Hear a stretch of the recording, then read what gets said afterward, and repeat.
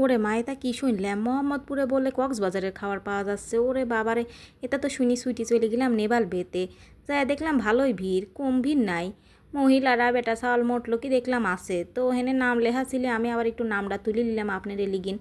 পরে আবার মেনু কার্ডেরটাও তুলে নিলাম যে ওরে আল্লাহ, মেনু কার্ডেরটা না তুলি মানুষ কেমবা করি বুঝবিনি। পরে আমরা যাই অর্ডার মডার দিই, হেনে বসে পড়লাম।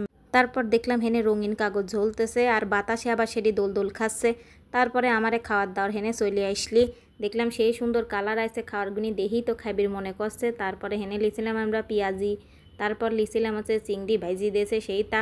আর একখান ভাবলাম যে সমুদ্রের জিনিস কিছু না লিলি হয়, তাই নিলাম একখান অক্টোপাস। অক্টোপাসটা তো কালারটা তো সেই হয়েছে, দেখেই খাইবির মন চাচ্ছে, মনে হচ্ছে এখনই খাই।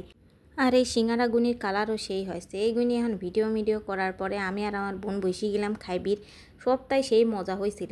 এই সাইডটি খাওয়ার এমনি আমার সবচেয়ে ভালো লাগেছিল অক্টোপাস ভুনা। কিন্তু আমার বোন কলি ওর বলে চিংড়ি মাছই বেশি ভালো লাগেছে, আর সসের মধ্যে মিশিয়ে খাতি বলে আরও বেশি ভালো লাগেছে।